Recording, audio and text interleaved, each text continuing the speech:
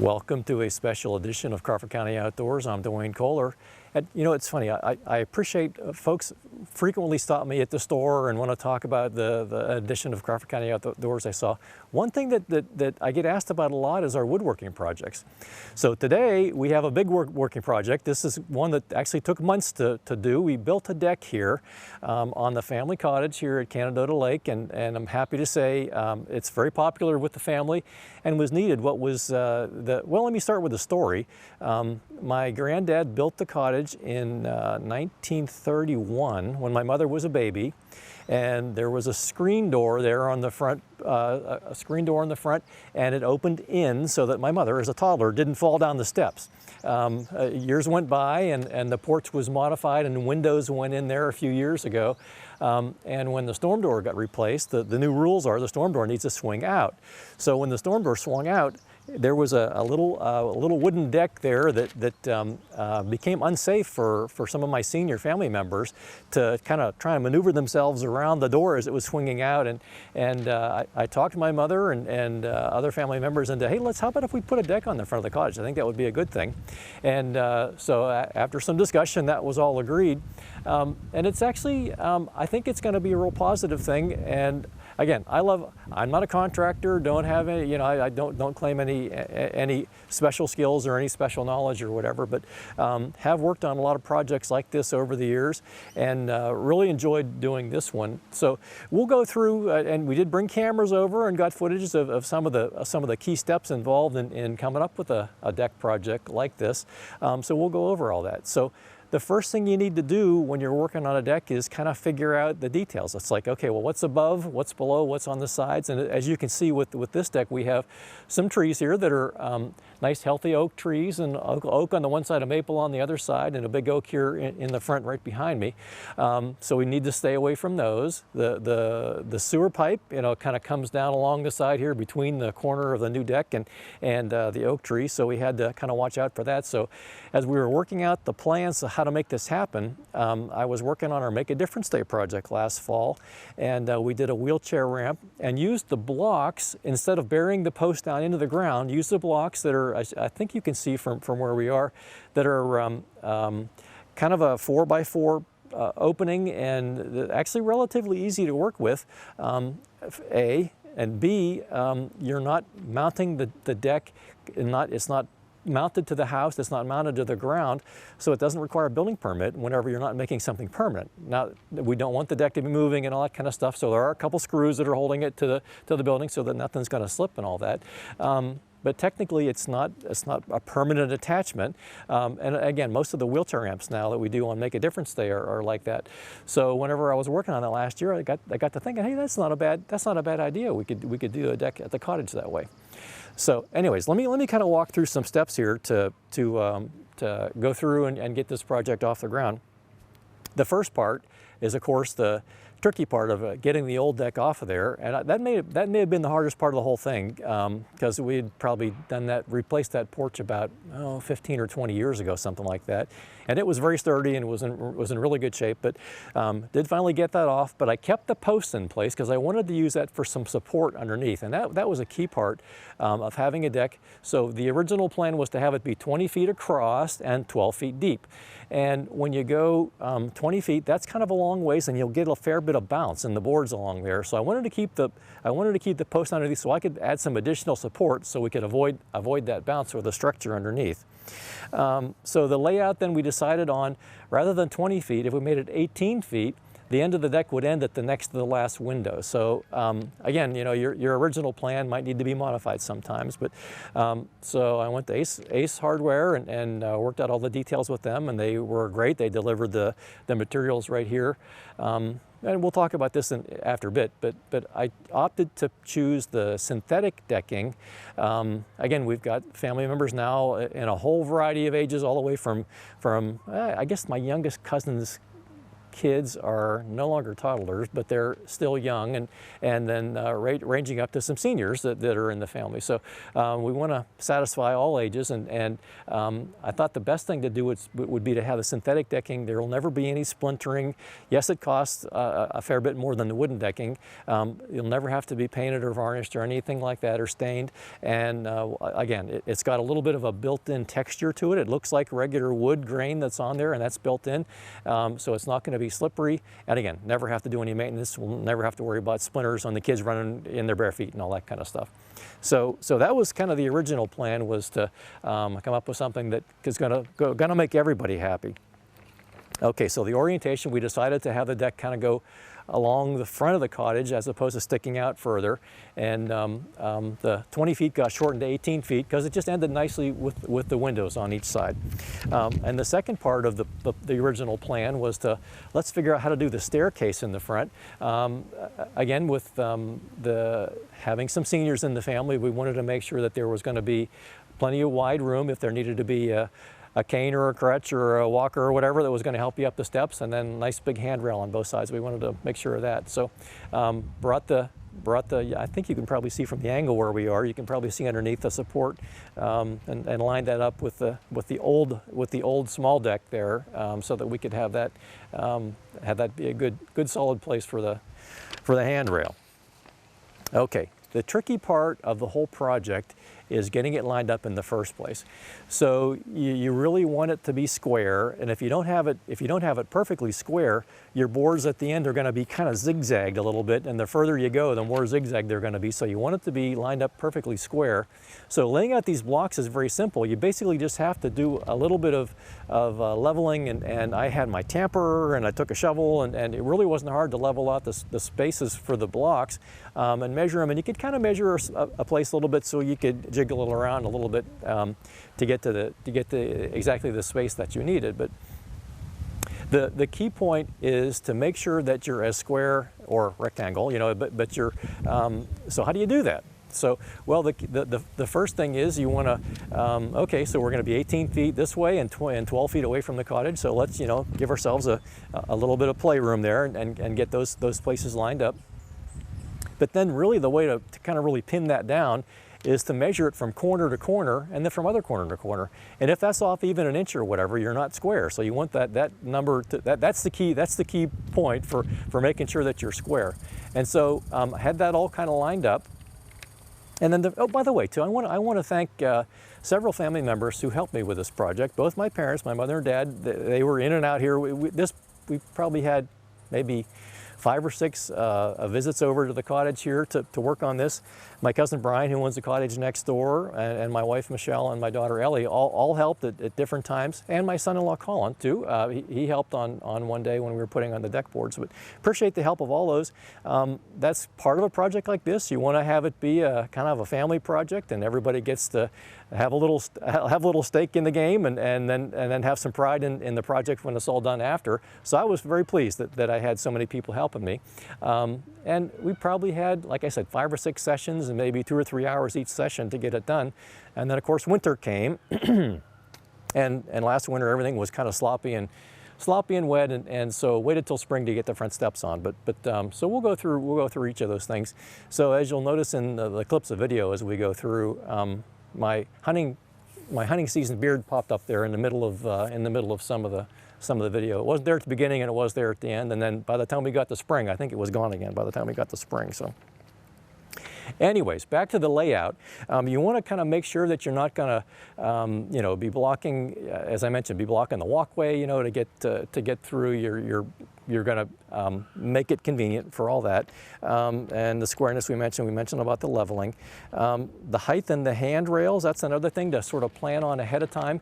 I wanted to make sure that I had the 4x4 posts that are at each corner extend high enough up to be the base and to be a very strong support for the handrail.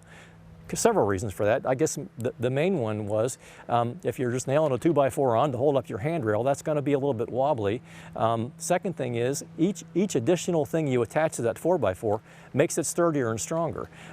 When you do plant them down in the ground and cement them into the ground and all that kind of stuff, they're very, very stable and all that. When you have them on the block, they're not quite as stable, but again, each additional support that attaches to it does make it more stable. So I wanted to have all that as part of that. And the handrails have turned out to be very, very, very, very sturdy. So I'm pleased with how that's worked out.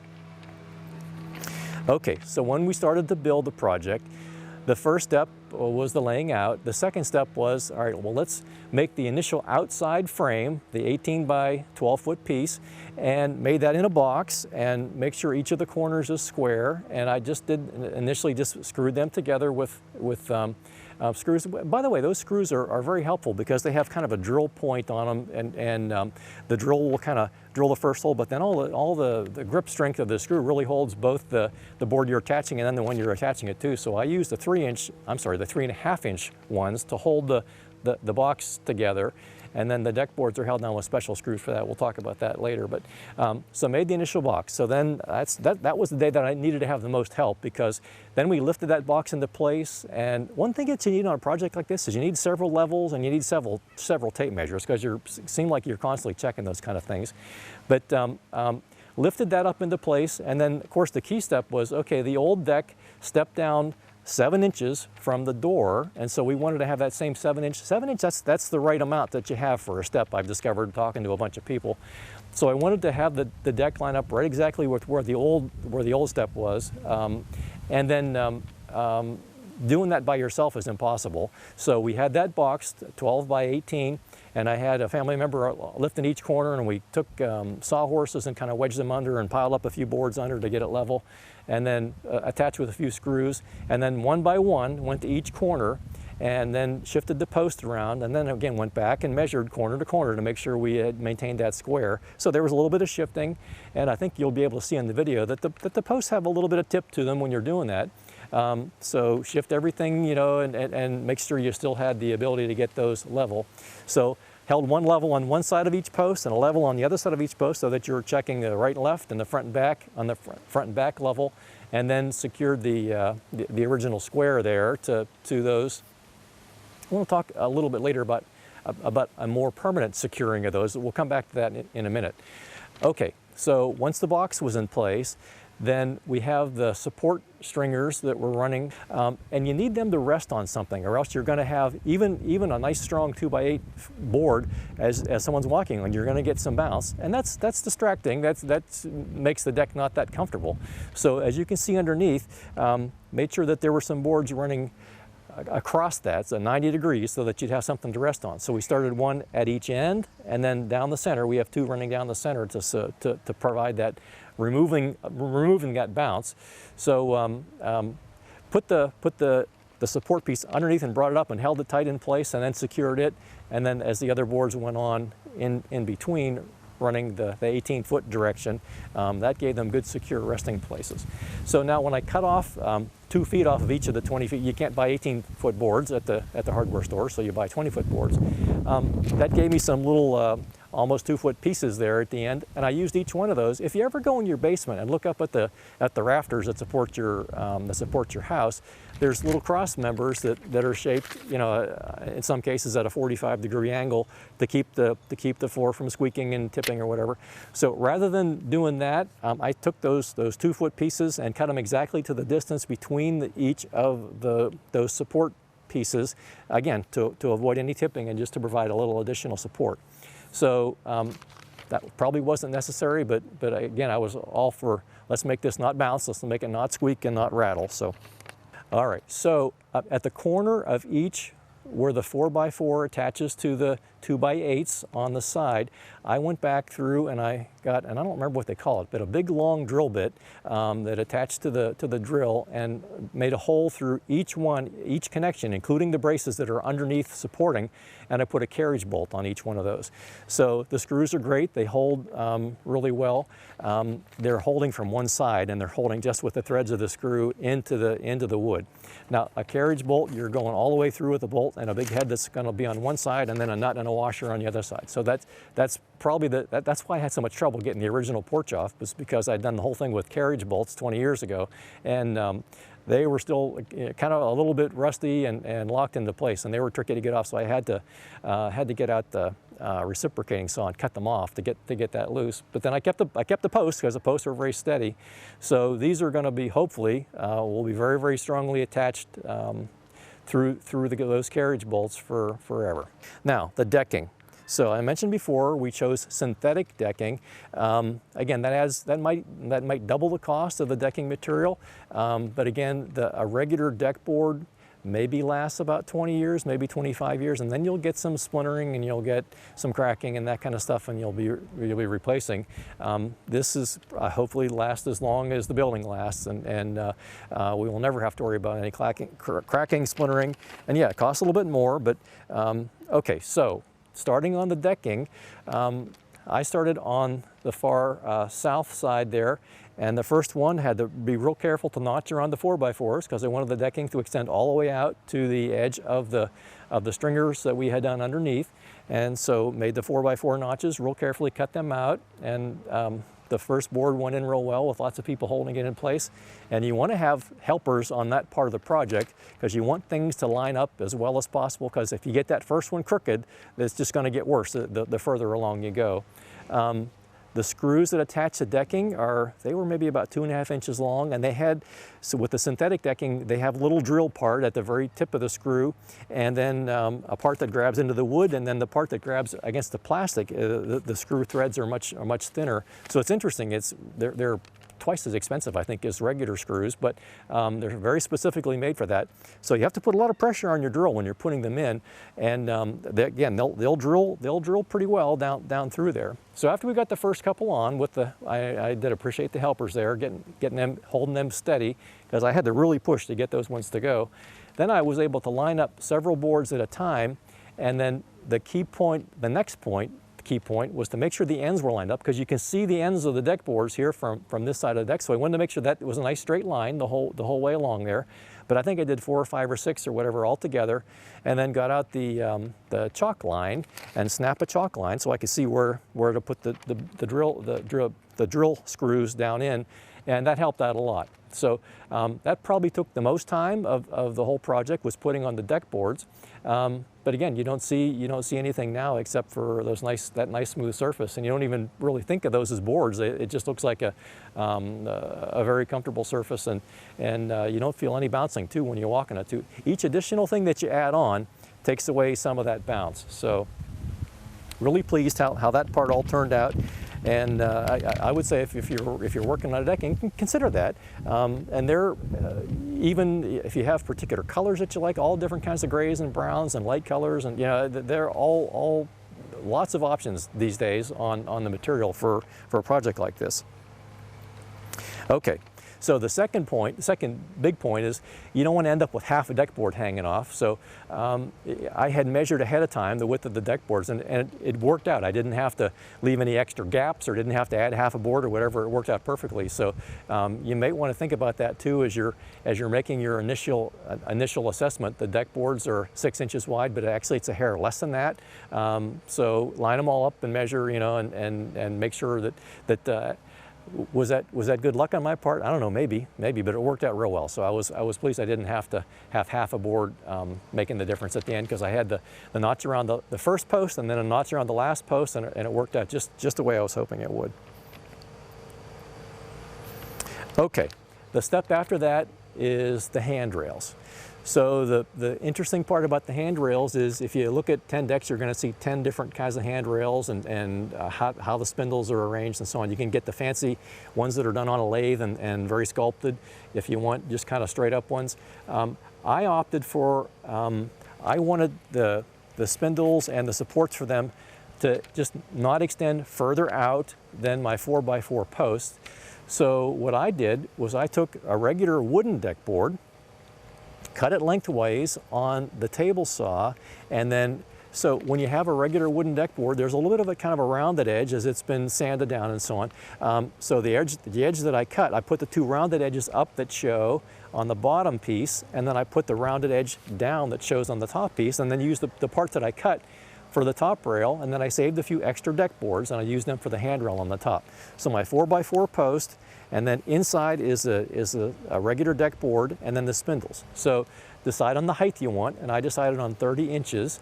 And so the spindles, I moved up the bottom rail to the width of one 4x4. So I cut a square out of a 4x4, which I think you might be able to see on the one side, just as a brace, so it will never bounce. I have a brace on that one. The front ones were short enough that they didn't have any bounce in them, but the two on the sides were the 12 feet long ones, and they did have a little bit of bounce, so I made a 4x4 support underneath each of those.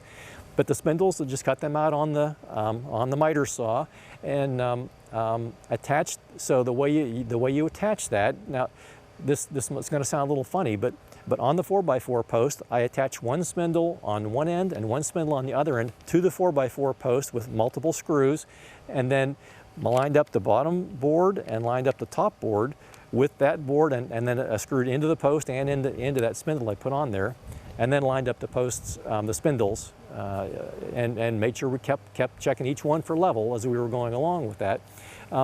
And the gap in between, I wanted it to be no more than about 4 inches or so. So measured, and again, in one case I needed an extra inch, so I just kind of shifted them over a little bit to cover up that little extra inch. And then I think it was on the step ones, I had that little bit less inch, so I had to move them a little tighter. So you can, and really, I don't think from a distance, I don't think you can tell that difference. If you get out and you measure this one's a 1/4 inch tighter than that one, I don't think you can see that from a distance. But you don't want that gap to be too wide. You don't want any of your cousin's kids getting their head stuck in between there. You don't want the dog falling through there. You want that to be, give or take, about the width of a 2x4 is about that gap. So I think I mentioned this, but then we use the leftover deck boards, and we added them into the original order for the handrails, so that again there's never going to be any splintering. And that is something that you would notice more quickly than anything else if that got splintery, was you're going to be sliding your hand up, going up and down the steps and on the handrail along the side. So didn't do anything different, just use the regular deck boards, the synthetic deck boards for the handrails. Okay, the second trickiest part, second behind all the preparation and so on, is making those steps. So when we worked on the deck, we worked on it through the month of October, and then winter rolled around and hunting season rolled around. So we'll just finish up the steps in the springtime.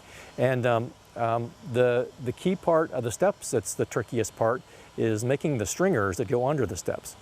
So I started off with a board that was 2x10. You can use one that's 2x8's too small. 2x10 or 2x12 is kind of is going to be sort of what you need.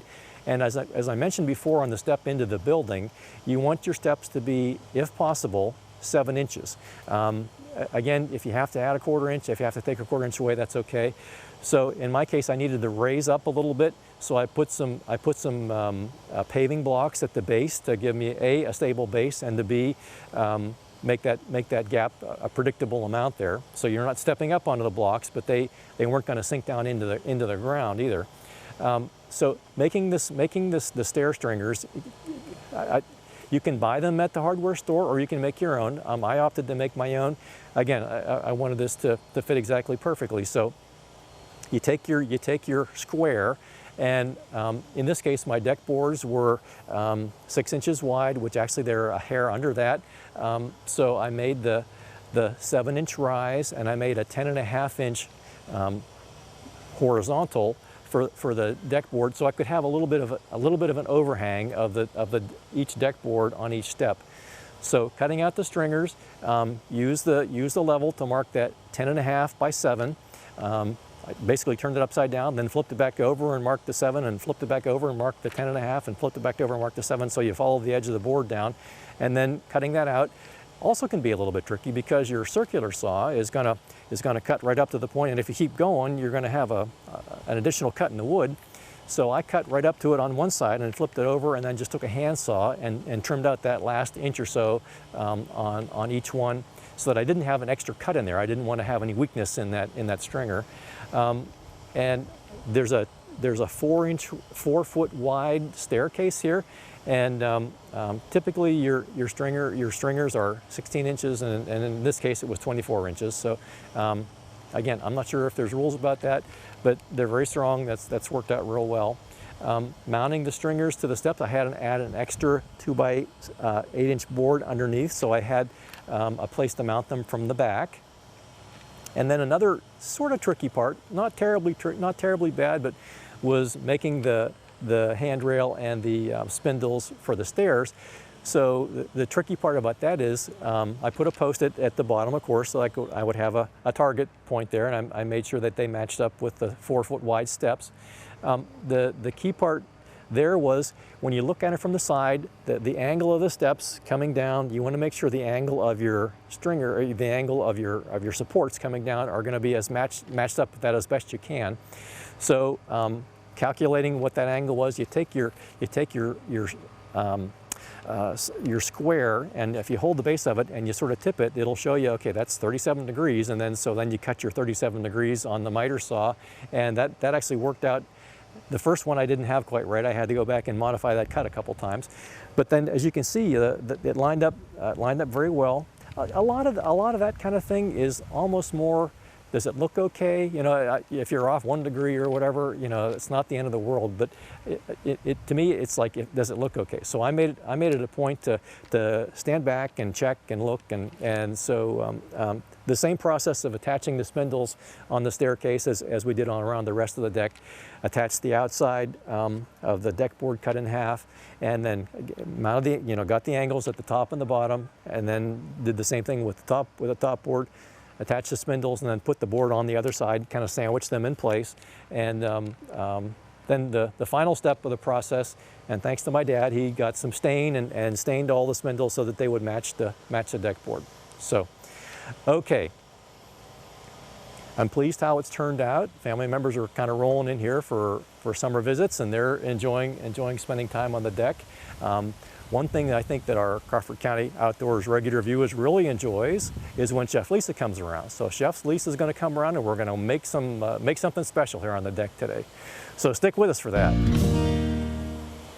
Joining us now is Chef Lisa. How could we have Crawford County Outdoors without Chef Lisa? Well, I appreciate that. What do you think of the deck? I think the deck is fantastic. You did a nice job. Really and you can't nice. have a deck without having a grill, and you can't have a grill without having Chef Lisa coming and making something. That's here. Right. So what are we That's doing there? This looks interesting here. here. We're making a dessert. Ooh. You know, I don't always do desserts. Typically, I'm doing a main dish. So today, we have grilled peaches with ice cream. Ooh. I know. Wow. I know.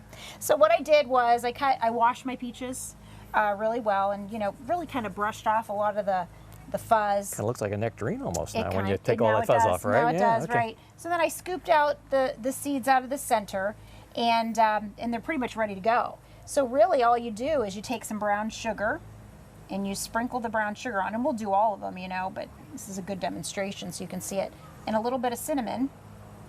And then we've got our grill heated up to medium heat. We're going to put them face down for about 4 minutes. So we can get these other ones ready. And then we'll put them on there. This is really good. We also have ice cream too. So now you've tried this out already. Oh, I have. Okay, okay. It was a family fave. The kids loved it. Terry loved it. So definitely something that we're going to do again. I remember, speaking of decks, I remember with Gavin, didn't we do like a rope slide thing on your deck? Oh, yeah, we had the zip line. Zip line, there we go. Zip line, yeah. We did. Well, that was an eternity ago. Maybe I like this better. I like the idea of you cooking some cool dessert here. Something cool, something summery. Okay, I think we're ready. Okay, so I'm gonna get a little smoke going here, and we're just gonna put them face down for about 4 minutes.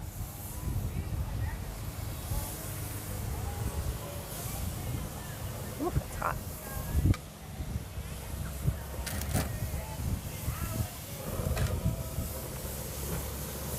Does this recipe have an official name? Grilled peaches. Grilled peaches, cool. Grilled peaches for dessert, or grilled dessert peaches. It's really good. So you got the timer going? Okay. So we got about 4 minutes. So how long did it take you? So we Start to came, finish. and did about maybe 6 sessions, you know, in some cases 2 hours, in some cases like 4-hour-long sessions. Okay. But I mentioned this before, but my mother and dad both came. My cousin Brian, who owns a cottage next door, was here. Right. Michelle and Ellie were with me, I think, almost every time. My now son-in-law Colin came and helped me put some of the decking on. So you got to have helpers. Right. And I love doing stuff like this. It was great, and all the helpers are going to have some pride themselves Right. in this and going they're going down. to reap the benefits from it as well. They're not getting the peaches. We won't tell. We won't tell them. Don't tell them about okay. peaches. All right. They're going to okay. watch the show though. Yes. Yeah. Yeah, I might have to make them again. It's okay. I can do that. Okay, How so we we're a doing? minute and a half. Okay, we're good. We're good. We can peek, see how they're doing. Looking good. Okay. We are at about 4.5 minutes. Going to flip them over. We're going to give them a little bit longer, maybe about a minute and a half, and then really they're done. One thing about doing stuff like this on the deck is it's like, now you and I are always, when you open up the pot and you smell, now all the neighbors can smell Right, this that's now true. whenever. That's yeah, true. so we're getting interested. Smell-o-vision. We're getting interested in, Wouldn't in the whole neighborhood now. Be nice so. for our fans to have. Yeah.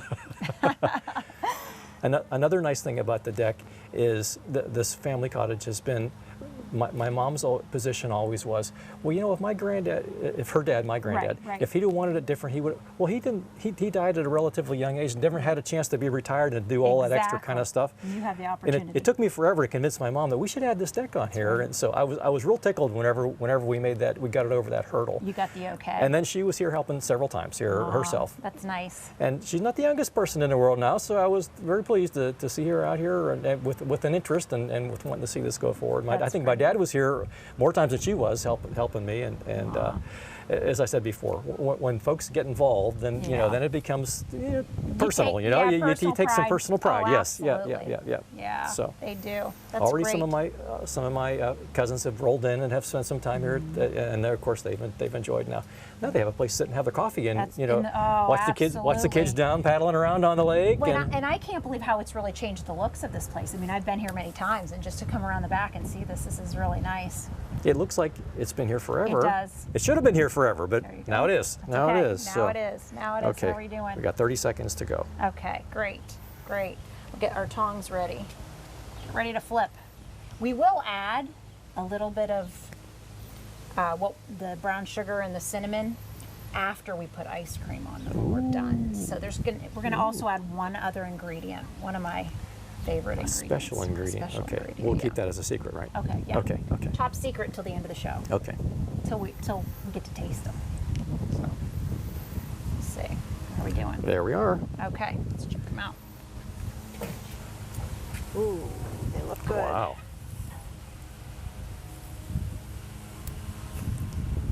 You know, it's funny, you want those grill marks. I remember when we were doing something not too awful It long was ago. deer steak, I think. Yeah, you got to get the grill marks on there. Yeah. Ooh, is that hot in there?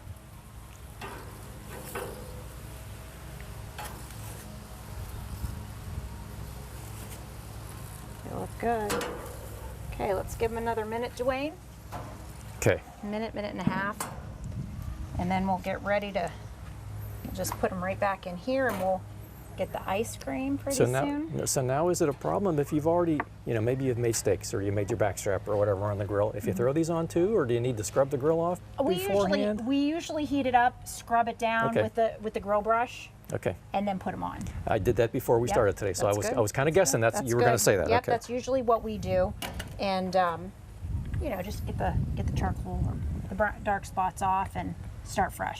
So, yeah, this is definitely a. I always turn on the keeper. grill and let it get nice and hot, Hot. brush, and then after I carry the food in the house, Right. leave it run for another 3 or 4 or 5 Same minutes, thing. come out, brush it again, and then Yep. turn it off. Yep. And even the next time they brush it again, you know, because it's like, I don't know how, but some stuff Just stays kind of on like there. like hides from you, you know. And Yeah.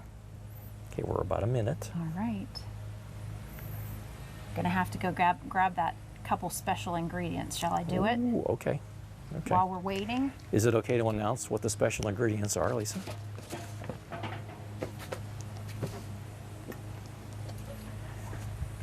Well, one is ice cream, but we mentioned that. That's special. The other one was hiding over Oh, here. there we go. Okay. And it is honey. So how can you make grilled peaches without honey? You can't. Okay. You just can't. All right. Time's up. Yep, so we're gonna pull these off. Just gonna set some in here for later. You can always heat them up in the microwave. So we actually have some to take home to our family, right? And then we'll plate up a couple for us to try. Oh, nice and soft. I'm not sure why this is always my favorite part of the show. Why do you suppose that is, Lisa? I don't know, Duane. Okay, so what we're gonna do is, we'll set this over here.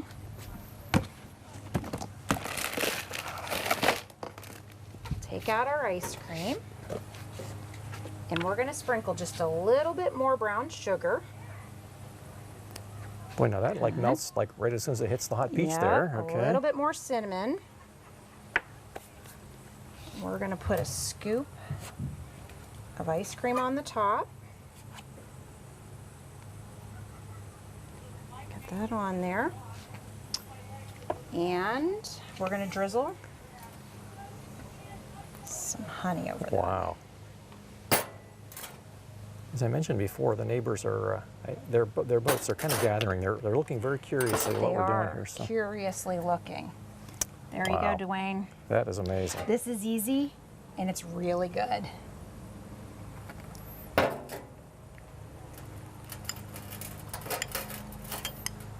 Ooh, and it's hot. And I gotta dig in there. Woo! Oh, wow. Once again, Lisa. Home run. Thank you. Oh, we gotta dig down deep in that one. Oh, yum. Well, I got to keep going on this, but first I want to say thank you to everyone who helped me on the deck. Lisa, thank you for this awesome recipe. welcome. We are definitely going to recycle this one Definitely, here on for this sure. deck later on in the family reunion later this summer. Awesome. Thank you folks at home for joining us on Crawford County Outdoors, and we'll talk to you next time.